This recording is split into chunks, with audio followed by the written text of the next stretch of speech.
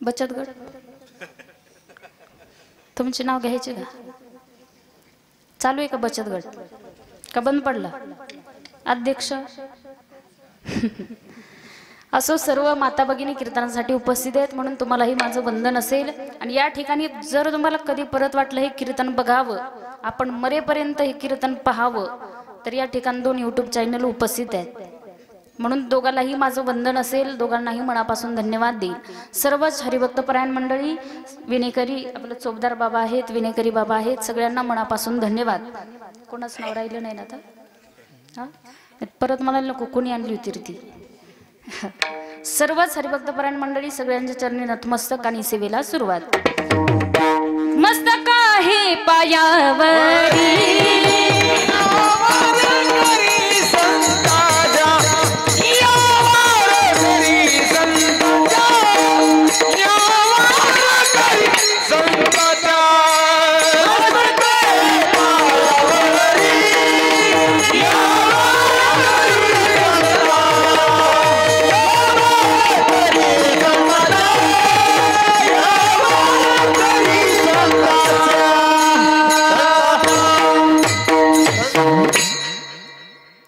लक्षपूर्वक ऐका, तुकोबारायांचा अभंग सेवेसाठी निवडलाय आणि या अभंगातून जगद्गुरु श्री तुकोबार या मानवी देहाला उपदेश करतायत। थोडस बारकाईने ऐका। दादा आपण भाग्यवान आहोत कारण तुमचा आणि माझा जन्म या महाराष्ट्राच्या मातीमध्ये झालेला आहे। कारण ही पवित्र असलेली महाराष्ट्राची माती, ही भारताची भूमी एवढी पवित्र आहे। ही महाराष्ट्राची माती का पवित्र आहे तर याच महाराष्ट्राच्या मातीमध्ये संतांची मांदियाळी आपल्याला पाहायला मिळते। जगद्गुरु तुकोबाराय असतील, माऊली ज्ञानोबाराय असतील, नाथबाबा असतील, संत जनाबाई, संत बहिणाबाई, संत सोयराबाई, अनेक थोर संत महात्मा मंडळी या महाराष्ट्राच्या मातीमध्ये जन्माला आली म्हणून तर संतांनी या महाराष्ट्राच्या मातीला म्हटलं पवित्र ते कुळा पवन तो देश, पवित्र ते कुळा पवन तो देश।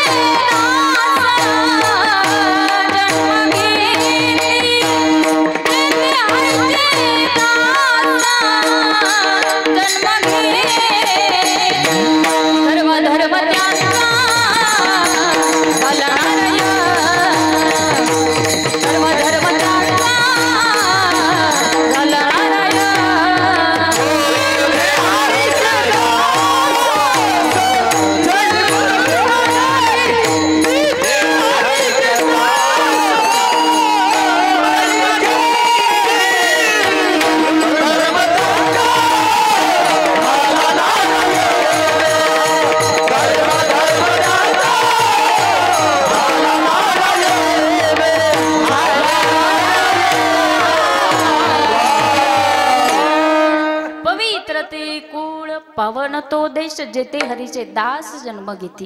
या महाराष्ट्राच्या मातीमध्ये संतांची मांदियाळी पाहायला मिळते। संतांच्या पदस्पर्शानं पावन झालेली, पुनीत झालेली आपली ही महाराष्ट्राची माती। पण दादा सांगू, महाराष्ट्रामध्ये कुठेही कीर्तन असू द्या, कुठेही सप्ताह असू द्या, कुठेही प्रवचन असू द्या, महाराष्ट्रातील कीर्तनकार येतात, संतांचं सामर्थ्य, संतांचा अधिकार, संतांचं चरित्र आपल्याला सांगत असतात। पण माझं सांगणं आहे, महाराज लोकांनी किती जरी संतांचा अधिकार, किती जरी संतांचं सामर्थ्य, किती जरी संतांचं चरित्र आपल्याला सांगितलं, त्याचं जर आचरणच आपल्या जीवनात नसेल तर त्या गोष्टीला अर्थ नाहीये। मला सांगा दादा, 18 वर्षापासून आपला हा सप्ताह चालू आहे। तुम्ही या 18 वर्षामध्ये कमीत कमी 30 कीर्तन तरी ऐकले असतील, बरोबर? 30 कीर्तन ऐकले। मला सांगा, तुम्ही या 18 वर्षामध्ये 30 कमीत कमी 30 कीर्तन धरा, 30 कीर्तन तुम्ही ऐकले, पण तुमच्या जीवनामध्ये काही बदल नाही म्हणता। आचरण फार महत्वाचं आहे जीवनामध्ये। महाराजांनी किती जरी सांगितलं त्याचं आचरण महत्वाचं आहे। या वारकरी संप्रदायामध्ये कवित्री संत बहिणाबाई होऊन गेल्या। त्या बहिणाबाईंनी जगाला दाखवून दिलं संतांचं सामर्थ्य किती मोठं आहे, संतांचा अधिकार किती मोठा आहे, त्या सांगतायत। संत कृपा झाली इमारत फळाली ज्ञान देवे रचला पाया उभारिले देवालया नामातयाचा किंकार जेने केला हा विस्तार जनार्दन एकनाथ खांब दिला बहिणी म्हणे फडकविती ध्वजा. लक्षपूर्वक ऐका. वारकरी संप्रदायामध्ये वारकरी संप्रदायाची इमारत संत बहिणाबाईंनी उभारली. त्याचा कुणी पाया झाले, त्या इमारतीचा कुणी खांब झाले, तर त्याच इमारतीचा कुणी कळस झाले. मला तुम्हाला सांगायचे तुकोबरायांचं सामर्थ्य किती होतं, तुकोबरायांचा अधिकार होता, तुकोबरायांची उंची किती मोठी होती. मी मनाचं सांगणार नाही, संत आपल्याला सांगतायत.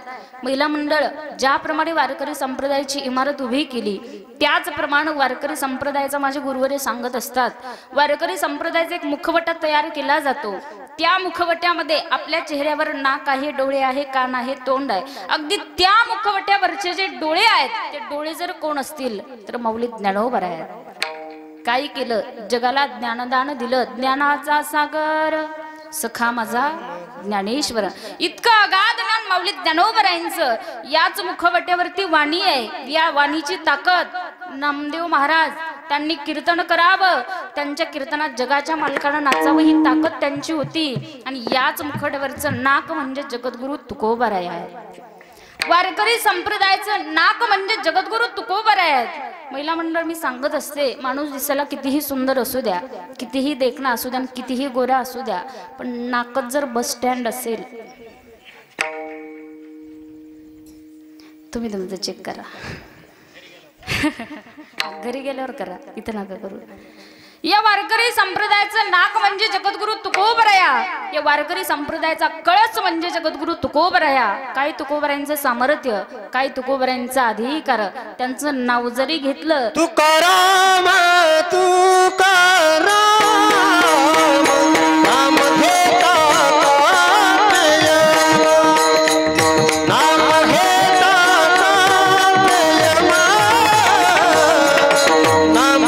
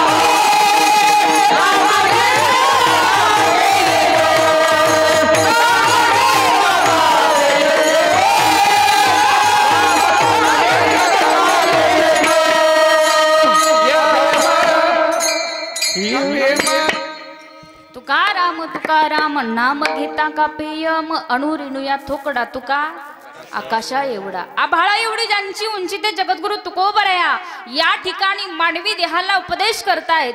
काय उपदेश करतात तुकोबरायांनी सांगितलं, अभंगाचं पहिलं चरण. आपुला तोई का देव करून घ्यावा, आपुला तोई का देव करून घ्यावा,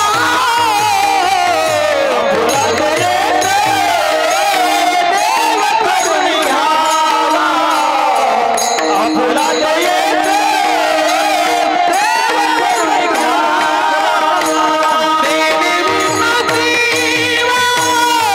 सुखा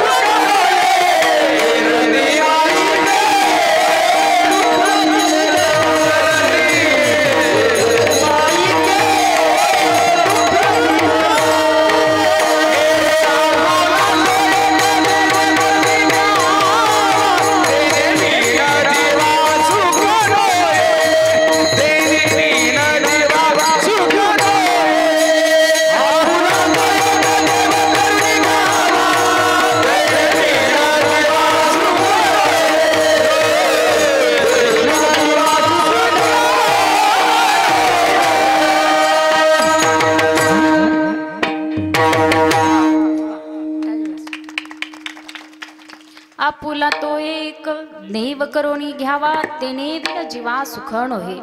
अभंगाच्या पहिल्या चरणात जगद्गुरु तुकोबराय मानवी देहाला उपदेश करतायत. थोडंसं बारकाईने ऐका. या ठिकाणी प्रश्नाचा निर्माण होतो, प्रश्नाचा उद्भवतो की तुकोबरायांनी मानवी देहालाच का उपदेश केला, पशु पक्ष्यांना का केला नाही, गायी म्हशींना का केला नाही. त्याच्या पाठीमागचं कारण आहे, देवानं तुम्हाला मला हा नरदेह दिलेला आहे. या देहाच्या सोबत आपल्याला कर्तृत्व दिलं आणि कर्तृत्वासोबत आपल्याला भोक्तृत्व सुद्धा दिलेलं आहे. म्हणजे मनुष्य कर्मही करतो आणि केलेल्या कर्माची फळ देखील. केले कर्म झाले तेची भोग हारे. केले कर्म झाले तेची भोग हारे. केले कर्म झाले तेची भोग हारे.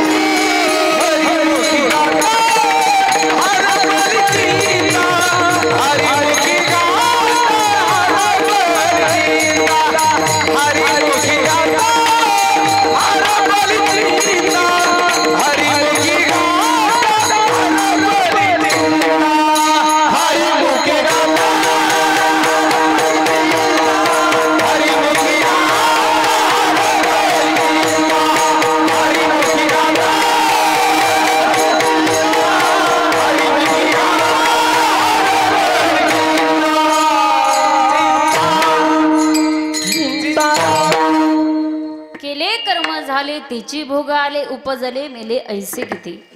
माऊली ज्ञानोबारांनी आपल्याला सांगितलं, बरोबर. ज्ञानोबारांचा अभंग मला माहिती, मी पाहिलं तुम्ही जागेत का झोपले. तुम्हाला विचारत होते, मला माहिती तो नाथबाबांचाच आहे.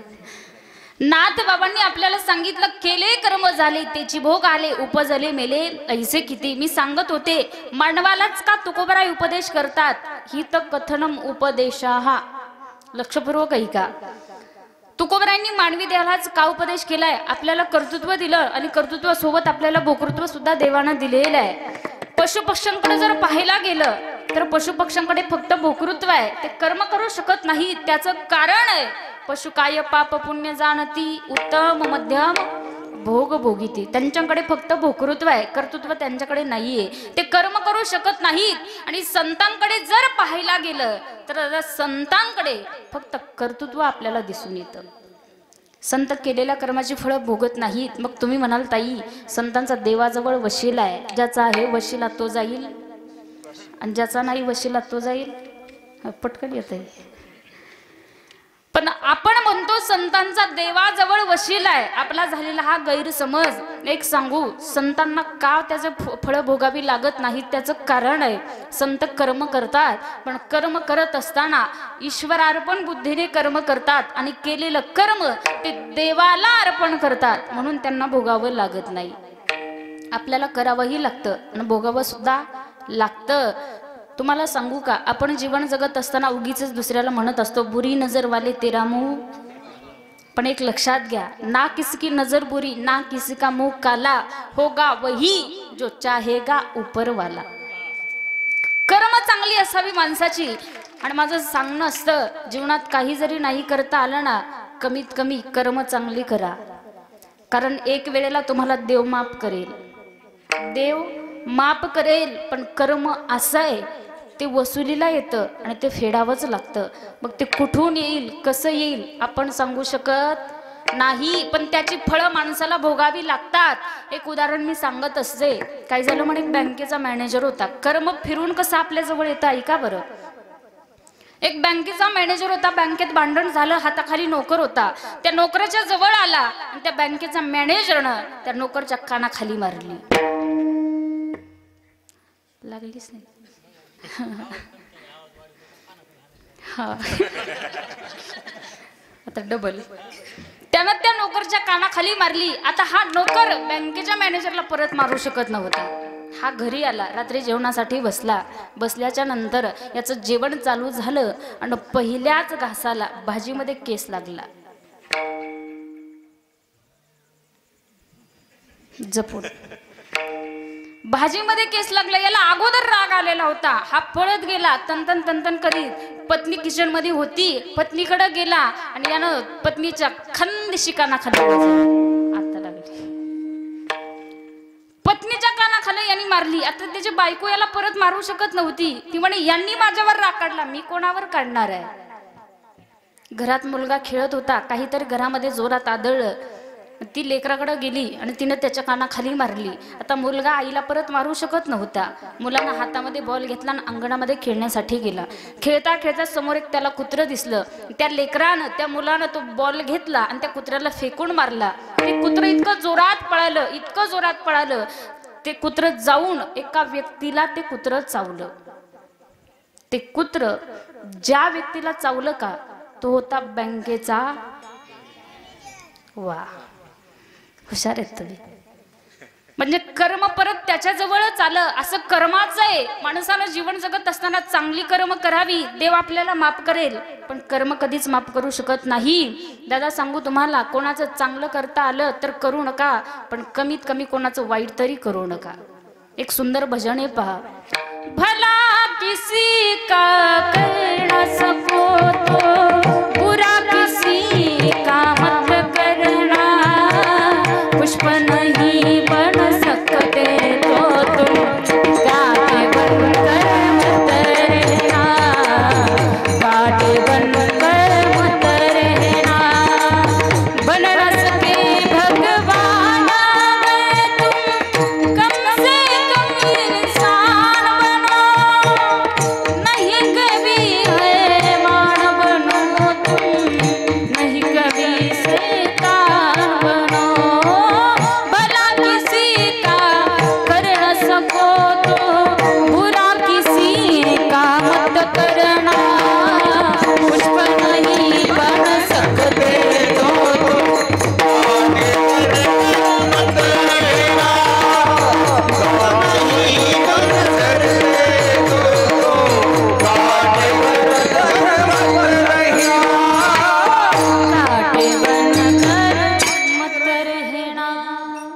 वाईट तरी करायचं नाही, कर्म चांगली करायची.